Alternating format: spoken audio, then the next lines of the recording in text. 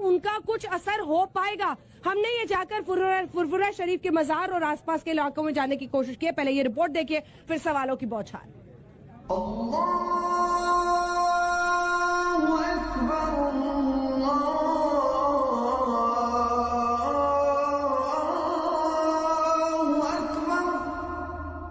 ये बंगाल का संग्राम है और इस संग्राम में आज हम पहुंच गए हैं फुरफुरा शरीफ। जिस मुस्लिम मतदाता की इस बार बहुत चर्चा हो रही है चुनाव में, उसी में आज हम आपको बताएंगे फुरफुरा शरीफ से कि वो मुस्लिम मतदाता क्या सोचता है। ये कहा जाता है कि पश्चिम बंगाल में लगभग 27 से 30% मुस्लिम मतदाता है। किस तरफ वो जाएगा, इस पर तमाम राजनीतिक पार्टियों की नजर रहती है। एक तरफ जिन जिलों में असर माना जाता है फुरफुरा शरीफ का, आपको बता दें लगभग 30% ये जो मुस्लिम मतदाता के होने की बात होती है, चाहे वो हावड़ा हो, दिनाजपुर हो, उत्तर 24 परगना हो, दक्षिण 24 परगना हो, हुगली डिस्ट्रिक्ट हो, इन जिलों में माना जाता है कि एक दबदबा जरूर रहता है। लगभग 90 ऐसी सीटें हैं जिस पर यहाँ की राय निर्णायक साबित हो सकती है। किन किन पार्टियों में लड़ाई छिड़ी हुई है, तो एक तरफ कांग्रेस पार्टी, लेफ्ट और अब्बास सिद्दीकी जो यहीं के पीरजादा हैं इसी फुरफुरा शरीफ के। दूसरी तरफ अगर आप देखें तो टीएमसी, ममता बनर्जी के लिए क्या है, और फिर वो तीसरे खिलाड़ी जिन्होंने बिहार में काफी कुछ किया था, जी हाँ, असदुद्दीन ओवैसी जो चुनावी मैदान में यहाँ पर भी पहुंच चुके हैं। तो आज जानते हैं, जिसको हर कोई अपना कहता है, दावा करता है कि ये उनकी तरफ है, वो वोटर, वो मुस्लिम मतदाता दरअसल क्या सोच रहा है, क्या खुलकर अपनी राय जाहिर करने को तैयार है। चलते हैं।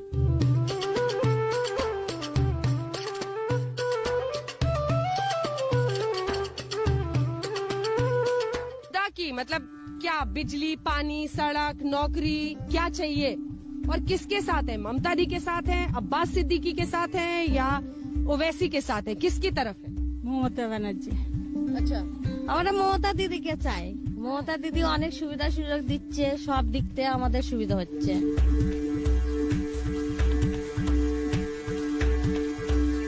अजमेर शरीफ के बाद यही वो फुरफुरा शरीफ में मजार है जहां पर जिसे दूसरा स्थान एक तरह से मुस्लिम्स के लिए माना जाता है, जहां वो पहुंचते हैं। और हमारे साथ जिनका ये मजार है हजरत साहब का, उन्हीं के तोहा सिद्दीकी जी जो यहाँ पर पीरजादा तोहा सिद्दीकी जी हमारे साथ जुड़े हैं, जो उन्हीं वंशज से हैं। तमाम पार्टियां आ रही हैं, सब कह रही हैं कि हमको आप मुझे तो लगता है कि जो मुस्लिम वोटर है वो चौराहे पर खड़ा है, उसको पता नहीं है इधर आपके अब्बास सिद्दीकी जी हैं, इधर टीएमसी है, इधर लेफ्ट है, कांग्रेस है, उधर ओवैसी जी भी आ गए हैं। किधर जाएगा वो? सबने क्या क्या कहा और आपको किस में दम दिखता है? एक बात सुनिए, ये जो बंगाल जो है ना, ये हिंदू और मुस्लिम, सिख, ईसाई यहाँ बंगाल में एक साथ रहते हैं। भारत स्वाधीन होने के बाद जो वोट हुआ, सीपीएम बोलते हैं हम अच्छा काम किया, कांग्रेस भी बोलते हम अच्छा काम किया, तृणमूल भी बोलते हम अच्छा काम किया। तो यहाँ का बंगाल का आदमी जो अच्छा काम किया है उसको वोट डाले। तो सबसे बड़ा है इस बार, सबसे बड़ा मुद्दा ये बात में है, दीदी का जो उन्नयन है यहाँ पे बंगाल में, सबसे बढ़िया वो काम किया।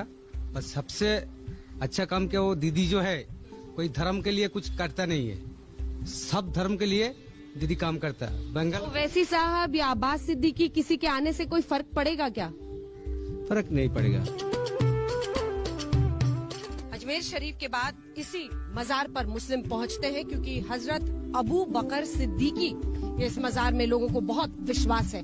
और यही फुरफुरा शरीफ की वो मजार आप कह लीजिए जहां से इस बार की राजनीति में बहुत बड़ा असर देखने को मिल सकता है। इसी पर ये ग्राउंड रिपोर्ट आप देख रहे थे फुरफुरा शरीफ से। आइए अब आपको सीधे लिए चलते हैं राज तिलक के मंच पर। तो चलिए सवालों की बौछार करते हैं, छोटा छोटा जवाब, फिर लोगों के सवाल लेंगे। आपके साथ मैं मिश्रा जी शुरू करना चाहती हूँ। क्या अब्बास सिद्दीकी के आने से एक खतरा मंडरा रहा है? जिस 30% पे आप लोग अपनी अभी तक छाती ठोकते थे, क्या वो फिसल जाएगा हाथ से? एम फैक्टर बंगाल की जनता यह तय कर चुकी है कि बंगाल का विकास कौन किया है और भविष्य किसके हाथ में है। इसका जो 10 वर्ष में ममता बनर्जी के नेतृत्व में जो विकास के कार्य हुए हैं, 67 ऐसे प्रकल्प हैं जिन प्रकल्पों के माध्यम से जन्म से लेकर के मृत्यु तक तमाम लोगों को सुजोग और सुविधाएं ममता बनर्जी दे रही हैं, धर्म से हटके। और ममता बनर्जी एक ऐसी नदी है कि जिस पवित्र नदी में हिंदू, मुस्लिम, सिख, ईसाई सभी एक जगह उस नदी पे जाते हैं और नहाते हैं, स्नान करते हैं। उस नेत्री का नाम है ममता बनर्जी। वो कह रहे हैं एक ही नदी है जिस पर जाते हैं सारे स्नान करते हैं। धार्मिक सद्भाव, क्या धार्मिक सद्भाव की वाकई प्रतीक है ममता बनर्जी? शशि जी, जैसा कि हम लोग जानते हैं कि उन्होंने शुरू से ही तुष्टीकरण की राजनीति की है और जिसको लेकर के उन्होंने तुष्टीकरण की राजनीति की है उनके लिए भी कोई सुविधा मुहैया नहीं कराया है। पश्चिम बंगाल में आज नौकरी नहीं है, पश्चिम बंगाल में आज स्वास्थ्य व्यवस्था ठप पड़ा हुआ है, पश्चिम बंगाल में आज यहाँ पे महिलाओं के संग जो दुर्व्यवहार, दुर्नीति हो रही है, आज हमारे कार्यकर्ताओं को जान से मरना पड़ रहा है।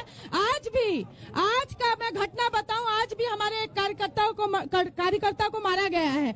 ये बंगाल की परिस्थिति है, ये बंगाल की उन्नति और उन्नयन है जिसपे कि ये ताल ठोक रहे हैं। बंगाल और राज्यों से देश में 50 वर्ष पीछे चला गया है। सिंगूर को इन्होंने बंद करवाया।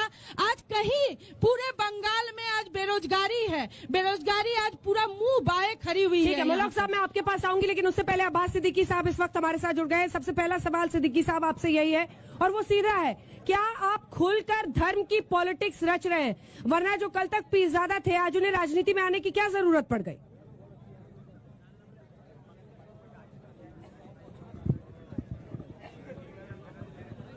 देखिए मैडम, मेरा मानना है पॉलिटिक्स किसी धर्म को लेके नहीं होता।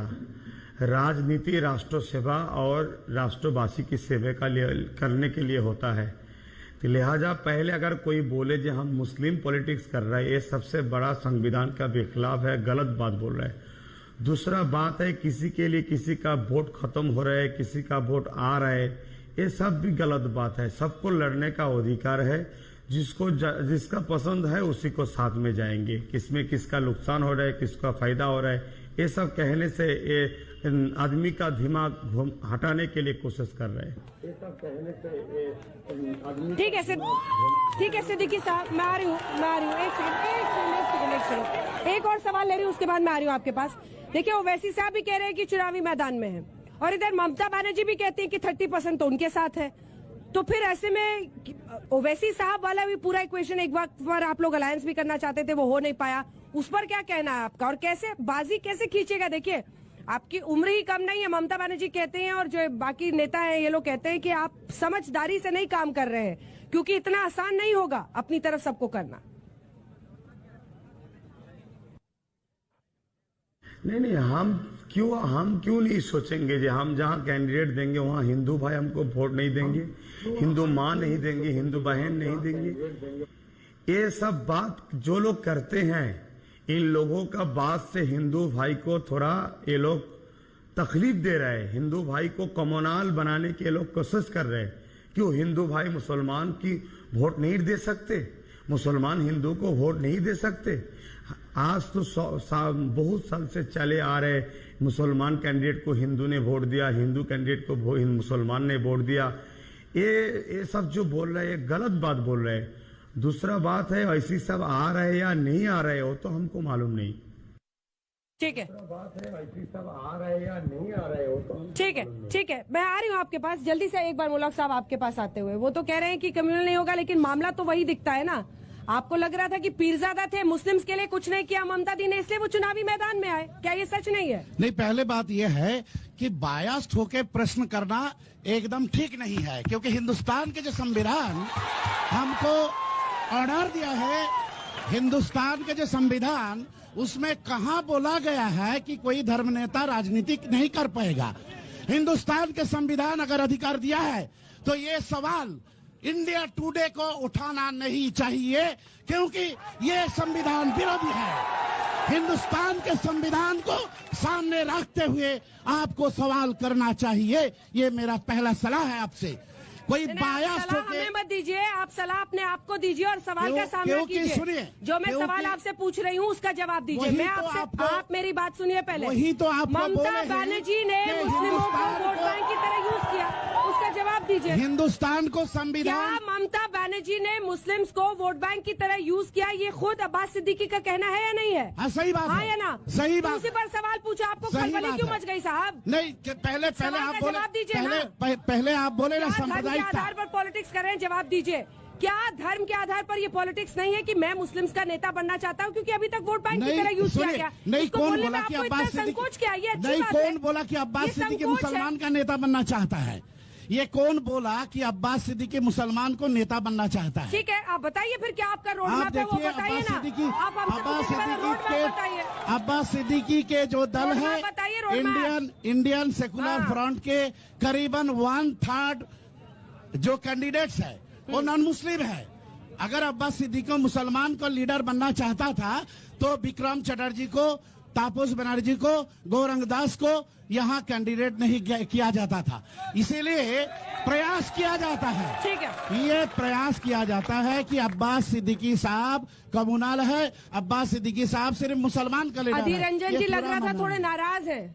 एक बहुत बड़ी रैली कोलकाता में हुई थी, क्या ठीक से सद्भाव है? आप तीनों जो एक साथ लड़ रहे हैं, और माना जा रहा है कि जो कांग्रेस पार्टी शीर्षस्थ है राहुल गांधी प्रचार के लिए एक बार भी अभी तक वेस्ट बंगाल में नहीं आए हैं, क्या हो गया ऐसा? देखिए, आप बार बार यूं बोल रहे हैं कि राहुल गांधी क्यों नहीं आए। देखिए, यहाँ पे सारे आदमी है, ये जांगीपारा में हो रहा है, हम यहाँ के भूमिपुत्र हैं, हम यहाँ पे